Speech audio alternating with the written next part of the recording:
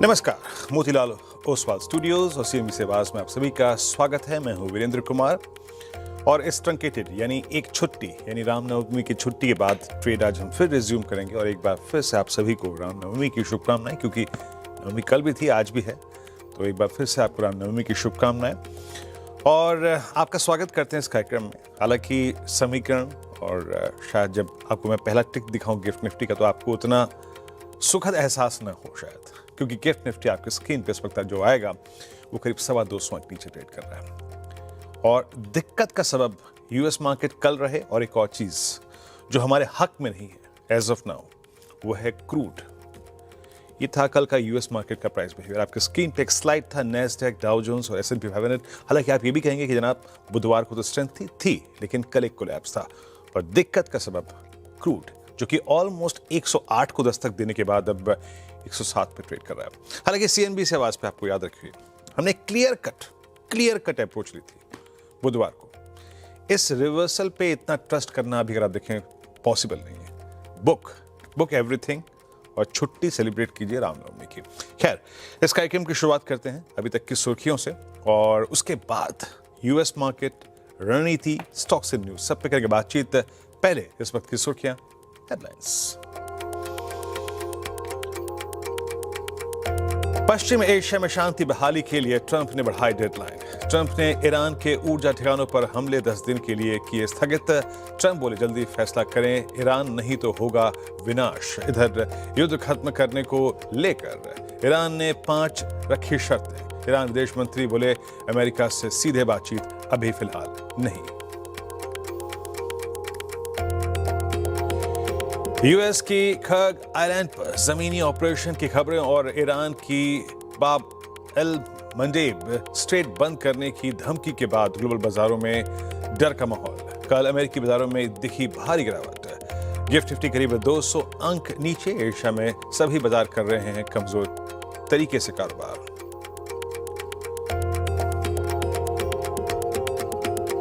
पश्चिम Asia में युद्ध विराम सस्पेंस से क्रूड फिर उछला। भाव पहुंचा करीब $100 प्रति बैरल के करीब। वहीं डॉलर की मजबूती और महंगाई की चिंताओं से सोने में करीब 3% तो चांदी में करीब 5% की गिरावट।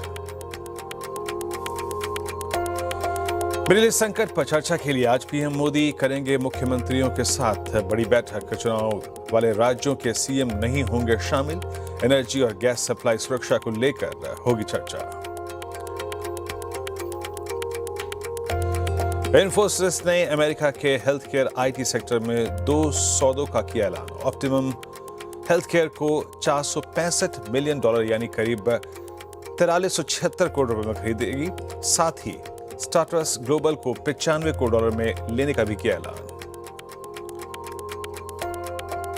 जियो फाइनेंस और आलियांज के ज्वाइंट वेंचर आलियांज जियो रीइंश्योरेंस ने देश में शुरू किया री इंश्योरेंस कारोबार। दोनों कंपनियों की ज्वाइंट वेंचर में करीब 50% होगी हिस्सेदारी।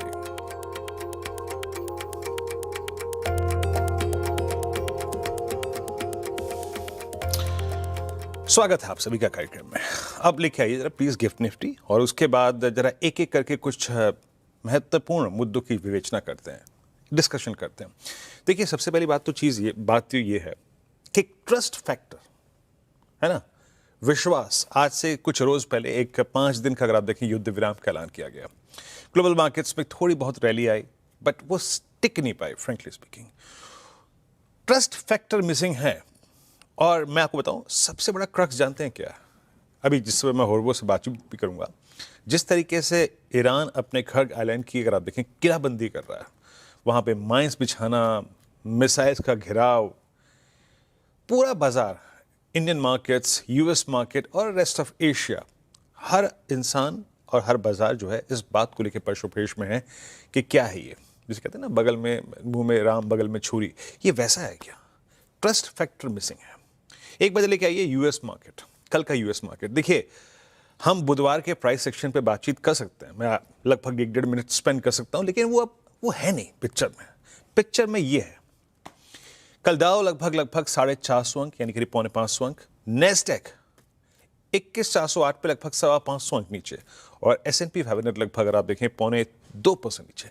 एक मेगा कोलैप्स था। अगेन अगर आप यूएस मार्केट की हेडलाइंस को पढ़ें, कहीं जाके पढ़िए, अनसर्टेनिटी, अनिश्चितता उस ईरान और अमेरिका के युद्ध के बीच में। हालांकि अगर देखें, जो महत्वपूर्ण बात यह है कि इस युद्ध और इस अगर आप देखें यूएस के अटैक ऑन ईरानियन एसेट्स, उसको 10 दिन के लिए टाल दिया गया है, लेकिन फिर भी ट्रस्ट फैक्टर मिसिंग है और वो क्रूड को ड्राइव कर रहा है। क्रूड ने कल करीब करीब $108 का हाई देखा, यानी हमारी जो कंफर्टेबल ट्रैजेक्टरी थी 93, 95, उससे कहीं ऊपर। और एक और बात याद रखिएगा, ये शिवरिंग, ये घबराहट, ये अनसर्टेनिटी गोल्ड सिल्वर पर भी विजिबल है। सोना चांदी अगर आप देखें, स्पेशली सिल्वर कल बड़ा क्रैक हुआ था जब हम ग्लोबल मार्केट्स में नहीं थे रामनवमी के चलते, तो वहाँ पे क्रैक था।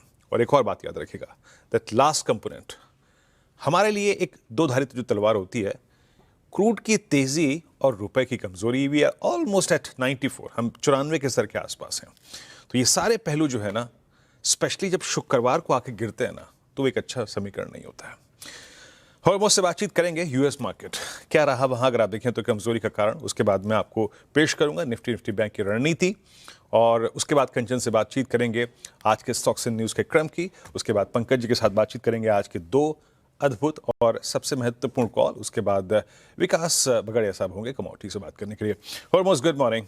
हॉर्मोज, वो कहते हैं ना, आपके बातचीत करने के अंदाज से कोई इस वक्त इम्प्रेस नहीं हो रहा है, आपकी बातों पे कोई विश्वास नहीं कर रहा है। और वो मैं जितनी भी कल टीवी देखा, चीज़ें पढ़ी हैं हॉर्मोज, ये जो खर्ग आइलैंड है इसको लेकर बड़ी चिंताएं बढ़ गई हैं। क्या यही एक इस वक्त चिंता का सबसे बड़ा कारण है क्या, जो ईरान जिस तरीके से किलाबंदी कर रहा है इस आइलैंड की? गुड मॉर्निंग वीरू भाई। देखिए, आप जो ट्रस्ट फैक्टर की बात कर रहे थे वो दरअसल बड़ा कारण है, क्योंकि पिछले हफ्ते जब पहला युद्ध विराम 5 दिनों का जो डोनाल्ड ट्रंप साहब ने अनाउंस किया था, उसके बाद जो रिवर्सल आई थी, वो आज के अनाउंस किए गए युद्ध विराम के बाद, यानी कि 10 दिन का जो एक्सटेंशन मिला है, उस तरह की तेज़ी हमें फ्यूचर्स में देखने नहीं मिल रही है। डाउ फ्यूचर्स भी सहमे से 100-150 अंक ऊपर है। क्रूड में भी इतनी ज़्यादा गिरावट नहीं है जितनी पिछली बार आई थी, 8-10% की गिरावट आई थी। आज तो सिर्फ 1% की गिरावट है, जो भी शायद आगे चल के शायद रिवर्स भी हो जाए। सोने चांदी में भी उतनी बढ़त नहीं देखने मिल रही है। तो वो एक ट्रस्ट फैक्टर जिसकी आप बात कर रहे थे, क्योंकि बाजार अभी भी ये मानने को तैयार नहीं है कि डोनाल्ड ट्रंप की बातों पर भरोसा किया जाए या ना किया जाए, क्योंकि ज़मीनी हकीकत कुछ और है, डोनाल्ड ट्रंप कुछ और कहे जा रहे हैं। कल उन्होंने पहले तो ये कहा कि भाई 10 दिनों के लिए, यानी कि 6 अप्रैल तक जो है ईरान के एनर्जी ठिकानों पर हमले नहीं किए जाएंगे। और जब जो दूसरे फेक न्यूज़ मीडिया जिसको वो कहते हैं, जो खबरें चला रहे हैं, उसके मुकाबले में ईरान के साथ बातचीत चल रही है और अच्छी तरह से चल रही है, लेकिन बाजार इस बात को रिफ्लेक्ट नहीं कर रहे। दूसरी बात ये कि उन्होंने ये जो अनाउंसमेंट की वो बाजार बंद होने के ठीक बात की, यानी कि उनका ट्रूथ सोशल का जो ट्वीट का समय था वो लगभग 1:40 था, जबकि भारतीय समय अनुसार यूएस के बाजार 1:30 बजे बंद होते हैं सुबह। तो ये घोषणा उन्होंने तब की और आज ही उनकी वो डेडलाइन खत्म होनी थी 5 दिन की, तो उन्होंने 10 दिन और बढ़ा दिए। दूसरी बात ये कि कल जिस तोहफे की वो बात कर रहे थे, पिछले जो बुधवार को वो कह रहे थे कि हमें एक बड़ा तोहफा मिला, वो तोहफा उन्होंने ये कहा कि भाई ईरान ने हमें 10 जहाज दिए तेल से भरे हुए, जो स्ट्रेट ऑफ हॉर्मुज से गुजर के हमारे पास आएंगे, और ये एक बड़ा तोहफा था जिसकी वजह से मैंने जो है और 10 दिन की मियाद जो है उन्हें दी है डील करने के लिए। लेकिन ब्लूमबर्ग का जो टैंकर ट्रैकर है, अगर उसे देखें तो वहाँ पर ऐसे कोई 10 जहाज नज़र आते ही नहीं है। वहाँ पर 2 जहाज नज़र आ रहे हैं जो पर्शियन गल्फ से निकले थे, मगर वो कहाँ के लिए चले हैं इस बारे में कोई क्लैरिटी है नहीं। तो ये एक और बात थी जो उन्होंने कहा कि ईरान ने हमें तोहफा दिया है, ऐसा हुआ है वगैरह वगैरह। ईरान ने कल अपनी कुछ शर्तें रखी है सीज़ फायर को लेकर के। जो पहले तो उन्होंने ये कहा कि उन्हें पाकिस्तान के ज़रिए वो 15 पॉइंट का जो शर्तें है, यूएस का जो प्लान है वो उन्हें मिला है, लेकिन साथ ही साथ उनके विदेश मंत्री ने रॉयटर्स से ये कहा कि हम मध्यस्थों के जरिए अगर संदेशा पहुंचा रहे हैं, इसका मतलब ये नहीं है कि हम बातचीत कर रहे हैं। बातचीत हो ही नहीं रही है यूएस के साथ, और ना ही आगे होने के कोई आसार है, ये उनके विदेश मंत्री ने कहा। और शर्तों में उन्होंने पहले तो ये कहा है कि किसी भी तरह से जो असैसिनेशंस चल रहे हैं, हमले चल रहे हैं, वो पहले पूरी तरह से रोके जाए। हम पर जो हमले किए गए हैं उसका जो नुकसान हुआ है उसकी भरपाई की जाए, और स्ट्रेट ऑफ हॉर्मुज पर हमें जो है कंट्रोल दिया जाए और इस तरह उसे रिकग्नाइज किया जाए।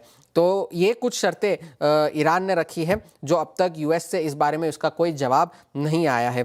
पहली बात तो ये कि इस वक्त ज़्यादा फोकस यूएस के बॉन्ड मार्केट्स पर है, क्योंकि कल 10 ईयर की बॉन्ड यील्ड जो है लगभग 4.5% के आसपास जाती हुई नजर आ रही है। और इतिहास गवाह है कि जब जब बॉन्ड यील्ड्स बढ़ी है तब तब डोनाल्ड ट्रंप ने अपने कदम पीछे खींचे हैं। तो ये बात जानकर ताज्जुब नहीं होगा कि यही देखकर शायद उन्होंने 10 दिनों की मियाद और बढ़ा दी हो ये हमले करने के लिए। लेकिन जैसे आप खर्ग आइलैंड की भी बात कर रहे थे, तो खबरें यही चल रही है कि काफ़ी सारे जो है सेना के जरिए जो है यूएस हमला कर सकता है। पाकिस्तान ने भी जो बलूचिस्तान में अपनी जो सीमा है उसे बंद कर दिया है, वहां पर इंटरनेट सर्विसेज जो है वो ठप कर दी गई है। काफ़ी सारी ऐसी खबरें चल रही है। तो वीकेंड पर क्या होगा वो देखने वाली बात होगी, क्योंकि इस वजह से भी शायद एक सेंटिमेंट रिस्क ऑफ हो, क्योंकि वीकेंड पर क्या हो ये कोई नहीं जानता। तो शायद इस वजह से पोजीशंस लाइट रहे। बाजार जिसकी आप बात कर रहे थे, वेंसडे को थोड़ा सा स्ट्रेंथ था, लेकिन वेंसडे को जितना स्ट्रेंथ था थर्सडे को उससे ज़्यादा गिरावट देखने मिली। और S&P 500 और नैस्डैक के गिरने की और भी वजह थी, क्योंकि चिप और मेमोरी स्टॉक्स में भारी बिकवाली देखने मिली थी। वो इसलिए क्योंकि गूगल ने एक रिसर्च पब्लिश की है कि जो स्टोरेज की ज़रूरत होती है AI के ज़रिए, वो उनके नए एल्गोरिदम से वो स्टोरेज को ज़्यादा एफिशिएंटली यूज़ किया जा सकता है। 17% जो है उसका बेहतर इस्तेमाल किया जा सकता है। और उस वजह से जो है सारे चिप स्टॉक्स, चाहे वो एनवीडिया हो, AMD हो, या फिर वो मेमोरी डिस्क्स बनाने वाली कंपनीज हो, चाहे सैनडिस्क हो या वेस्टर्न डिजिटल हो, सभी में 4 से 11% की गिरावट कल देखने मिली। तो इस वजह से S&P 500 और नैस्डैक में बड़ा अंडर परफॉर्मेंस कल देखने मिला। और इस वजह से जो है बाजार अभी भी किसी भी तरह के भरोसे को लेकर के नहीं चल रहा। डॉलर इंडेक्स फिर से 100 के पास आ चुका है, लगभग 100 के आसपास ही कामकाज चल रहा है। तेल की कीमतों में कोई बड़ी गिरावट नहीं है। तो काफी सारे हेडविंड्स हमारे बाजारों के लिए भी है, लेकिन इस वक्त ट्रस्ट डेफिसिट जैसे आप कह रहे थे वही बाजार की सबसे बड़ी चिंता है। हरमोज, एक बात क्लियर कर दीजिएगा व्यूअर्स के लिए, यूएस के प्राइस सेक्शन में कल डाउ के कोलैप्स में, यूएस मार्केट कोलैप्स के बाद, ये प्राइस डैमेज के बाद ये टिप्पणी आई ना कि अब हम 10 दिन हमला नहीं करेंगे, है ना जी। यस, ये चीज़ क्लैरिफाई करनी बहुत ज़रूरी है। जो हरमोज ने कहा भी कि यूएस मार्केट के शट होने के बाद अगर आप देखें टिप्पणी आई है कि 10 दिन के लिए आप ऑपरेशंस को फिर शट कर रहे हैं। और बस बहुत बहुत शुक्रिया, क्लैरिटी आपने यहाँ पे रखी। तो कुल मिला के अगर आप देखें, आपका नॉर्मल ट्रेडिंग सेशंस में जब ट्रस्ट फैक्टर मिसिंग है तो आप सैटरडे संडे क्या करेंगे, है ना। इस अनिश्चितता से भारतीय बाजार अगर आप देखें पिछले पूरे 1 महीने परेशान रहे हैं, तो ये फैक्टर जो है वो प्रभावित करेगा। एक बार निफ्टी का क्लोज लेके आइए। वक्त था लगभग 2:05 का, मैं और शेयर स्क्रीन पे भी थे, और इनफैक्ट अनुज ने भी बात ये कही थी कि प्लीज इस बाजार में बहुत ट्रस्ट करने की जरूरत नहीं है इस वक्त। मैंने एग्जैक्टली 450 पे कहा था कि 23,450 पे book everything and get out. देखिए, अब स्टैट्स को समझते हैं, ठीक है। एक बार के लिए भूल जाइए गिफ्ट निफ्टी क्या कर रहा है, भूल जाइए एक बार के लिए। आते हैं रणनीति पर। हम आए थे एक सिंकिंग जोन से निकल के, हमने उसके बाद 23,100 को रीगेन किया। हमने जाके स्ट्राइक किया 10 डेमा को, दैट वाज 23338। हमने स्ट्राइक किया 450 को। हमने क्या पार नहीं किया क्लोजिंग बेसिस पे, हमने 23,500 के कॉल राइटर्स को पार नहीं किया। क्या पार नहीं किया? 10 डेमा को पार नहीं किया। ये कहानी निफ्टी की भी थी, and same is the case with Nifty bank. 54,000 10 डेमा, 54,000 सबसे बड़े कॉल राइटर्स का जोन, वो पार नहीं हुआ। ये पार नहीं होना मैं बार बार इसलिए कह रहा हूं कि ट्रस्ट फैक्टर नहीं है, ट्रस्ट फैक्टर नहीं है। अब लेके आइए जरा इंस्टीट्यूशनल बिहेवियर। देखिए, एफआईएस की कैश में सेलिंग थोड़ी कम थी, डीआईएस का पैसा क्योंकि आ रहा था तो उसने थ्रस्ट जनरेट किया, बाकी काम शॉर्ट कवरिंग ने कर दिया। इंस्टीट्यूशनल फिगर्स लेके आइए प्लीज। तो एफआईएस की अगर आप देखें कैश में सेलिंग कम और इंडेक्स में उनका शॉर्ट कवर दिखा गया। 1805 करोड़ रुपए की सेलिंग, कहां तो हम 9,000 8,000 करोड़ रुपए से देख रहे थे। कल 5430 करोड़ रुपए का डीआईएस का बाय था वेडनेसडे को। लेके आइए इंडेक्स में उन्होंने अगर आप देखें करीब करीब जो बाइंग की है, तो उनका जो आंकड़ा है जनाब, आपको बताता हूं यहां पे, ये है करीब 1602 करोड़ रुपए का बाय। 9100 कॉन्ट्रैक्ट शॉर्ट कवर कर लिए, तो उसने एक थ्रस्ट जनरेट किया। बाकी स्टॉक फ्यूचर्स में हल्की सी सेलिंग थी। अच्छी बात थी, पुट शॉर्ट भी आई थी, 70,000 पुट शॉर्ट थी। तो देखिए, मैं क्या करता हूं, रणनीति में आपको अभी नियरेस्ट जोन्स भी दूंगा, तो पुट शॉर्ट भी उनकी तरफ से। तो एफआईएस ने थोड़ा सा अपने हाथ पीछे खींच लिए, शॉर्ट कवर कर ली और इतनी कैश सेलिंग नहीं करी, तो उसका थ्रस्ट हमको विजिबल था। अब लेके आइए आप ऑप्शन राइटर्स। देखिए, इसमें कोई दुराय नहीं कि 23,500 पे बड़े कॉल राइटर्स परसिस्ट करते हैं। वो शुक्रवार, ये बुधवार को भी विजिबल था। और उसके बाद जो 2 बड़े कॉल राइटर्स हैं वो है 23,700 पे 800 पे। अब आप पूछेंगे आप 800 का जिक्र क्यों कर रहे हैं? 800 का जिक्र इसलिए कर रहे हैं क्योंकि वो है 20 डेमा। एक नॉर्मल सर्कमस्टेंसेस में 10 के बाद आप 20 डेमा का अटेम्प्ट करते हैं, बट वहां पे कॉल राइटर्स ने स्ट्रॉन्ग ग्रिप ली हुई है। नीचे पुट राइटर्स हैं, लेकिन कहां पर? 23,000 पे 72 लाख का आउटस्टैंडिंग हुआ है। सो आज आपकी स्क्रीन पर, सिंस हमारे पास कोई एवरेज तो है नहीं यहाँ पे, क्योंकि हम 10 डेमा के ऊपर भी क्लोज नहीं हुए थे, 200 पॉइंट गिफ्ट निफ्टी नीचे है, तो बड़ी चीज होगी 23,000। इसका किरदार बहुत महत्वपूर्ण है। लेवल्स लेके आइए बेस वन। देखिए मैं फिर कह रहा हूं, खुले हम गिफ्ट निफ्टी पे करीब 250 अंक नीचे थे, it's down about 190 points now. Levels तो समझिए। पहला लेवल क्या है? पहली पुट राइटिंग का जोन था 23,200, तो हमें उसे तवज्जो देनी पड़ेगी। जब तक हम नहीं खोल रहे तब तक हम उसको देंगे। 232,166, इसके नीचे एक कोलैप्स टुवर्ड्स 23049 एंड 967, ये पॉसिबल है। अब किरदार में आ रहा है 23,000 का पुट राइटर। मैं भी 23,000 के नीचे के लेवल नहीं दे रहा हूं, लेकिन वो कमेंट्री में मेंशन है। अगर हम दैट ट्रस्ट फैक्टर जो मिसिंग है उसके चलते इसको वायलेट करते हैं, and specially most specially towards close और second half, considering weekend factor जिसने हमको पहले भी दिक्कत में डाला है, याद रखिएगा लिखा हुआ है, कमेंट्री मेंशन है, a collapse towards further lower trajectories is possible. अब वो ट्रैजेक्टरी क्या आती है समझ लीजिएगा। फर्स्ट इंस्टेंस में अगर आप देखें जो जोन खुलेगा आपके लिए वो है 22,810 741, और उसके बाद एक बात याद रखिएगा, कुछ नहीं बचेगा, मतलब बात करने के लिए दैट लो, दैट 22,500 ओपन रहेगा। सो हमारे लिए बड़ा मेक और ब्रेक लेवल इस फ्राइडे के लिए जो लक्ष्मण रेखा है वो ये जोन है। यही वो जोन है जो 22,500 को प्रोटेक्ट कर सकता है, अन्यथा उसके बाद बहुत कुछ नहीं है। Same is the case with Nifty bank. आप कहेंगे जनाब आपका लास्ट बेस जो है वो बहुत नजदीक है। देखिए अभी जहां तक स्टैट्स विजिबल है ना, टिप्पणी हम वहीं कर सकते हैं। बैंक निफ्टी का हाई था 10 डे में, हल्का सा बैकफुट पे आया, ओवर एक्साइटेड नहीं था, बहुत नपा तुला अगर आप रिस्पॉन्स। बड़े कॉल राइटर्स 54,000 पे, ये जो बड़ा ब्लू कैंडल है दैट्स 54,000 10 डे में। उसके नीचे बड़ी पुट राइटिंग कहां है? रीजनेबल पुट राइटिंग 53,000 की स्ट्राइक पे। बेस लेके आइएगा। बेस वन क्या है? अगर ये सर्कमस्टेंसेस ऐसे ना होते, गिफ्ट निफ्टी कोलैप्स ना हो रहा होता, तो मैं कहता कि जनाब अगर क्रूड 95 भी है तो just by a dip towards base one. But अगर बेस वन वायलेट हो रहा है, याद रखिएगा, then a slip towards base two is quite possible. ये क्या है आपने देखा अभी 53,000 का पुट राइटर। बट अगर आप ये भी वायलेट कर रहे हैं तो उसके बाद मेरे पास स्क्रीन पर बेस लिखने लायक कुछ है नहीं। देन अगेन इस दौर की जो लोवेस्ट ट्रैजेक्टरीज हैं वो जाकर टेस्ट हो सकती हैं। तो थोड़ा सा देखकर, भालकर, और याद रखिएगा फ्राइडे फैक्टर, वो unloading because that trust factor is missing is quite possible. चलते हैं, अब एक काम करते हैं पंकज जी के पास, आज के 2 चकाचक चार्ट्स उनको समझ लेते हैं, ट्रेड क्या करना है। देखिए अगर गैप डाउन होता है थोड़ा सा रीजनेबल तरीके से ट्रेड करने की कोशिश कीजिएगा। पंकज जी गुड मॉर्निंग, क्या पिक कर रहे हैं आप आज 2 trades? Good morning Virendra ji, and good morning to everyone. Virendra ji, definitely market conditions को ध्यान में रख के ही ट्रेड लेने होंगे, लेकिन मैं थोड़ा बैलेंस्ड अप्रोच लेकर चल रहा हूँ। सेल और बाय दोनों ट्रेड रहेंगे। पहला सेल कॉल रहेगा हिंजिंग की फ्यूचर्स के ऊपर 519 की रेंज में, इसमें बिकवाली की सलाह रहेगी। 526 रुपए 50 पैसे का एक स्टॉप लॉस मेंटेन करना है। 505 रुपए का एक टारगेट देखने मिल सकता है। जिस तरीके के परसों कल की जो क्लोजिंग थी लास्ट ट्रेडिंग सेशन की, उससे तो यही साफ नजर आ रहा है कि सेलिंग प्रेशर परसिस्ट होते हुए नजर आएगा यहाँ पे। और दूसरा जो ट्रेड रहेगा वो बजाज फाइनेंस के ऊपर जो है वो खरीदारी की सलाह रहेगी।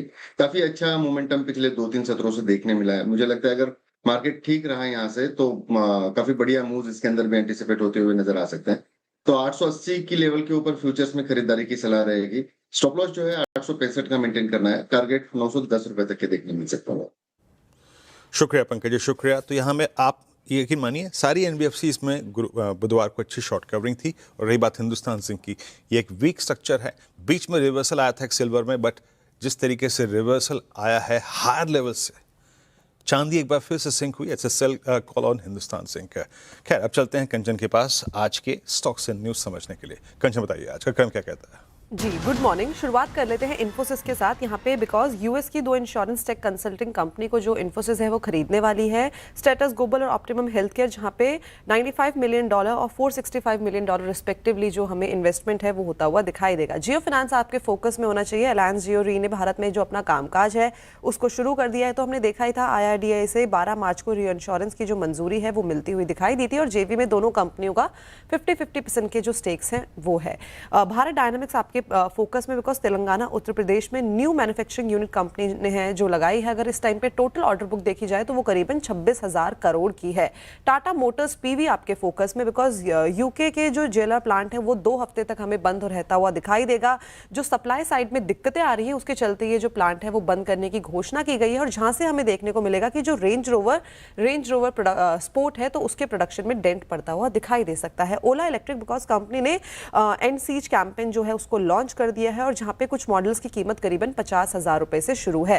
हैप्पीएस्ट माइंड यूनिफाई ऐप के साथ कंपनी ने एमओयू को साइन कर दिया है। वहीं अगर बात करें इजीगो की तो सब्सिडी अभी बस ने फ्लीटेक्स पार्टनर के साथ जो एमओयू है उसको साइन किया है। एनएचपीसी फोकस में बिकॉज फिस्कल 27 के लिए 8,000 करोड़ का जो डेट प्लान है उसको मंजूरी मिल गई है। ऑरोबिंदो फार्मा क्यूरेटेक बायोलॉजिक्स ने यूरोपियन फार्मा के साथ जो पार्टनरशिप है उसको कर ली है और यहाँ पे अगर हम बात करें इस पार्टनरशिप की तो मैन्युफैक्चरिंग और साथ में डिस्ट्रीब्यूशन के लिए ये की गई है।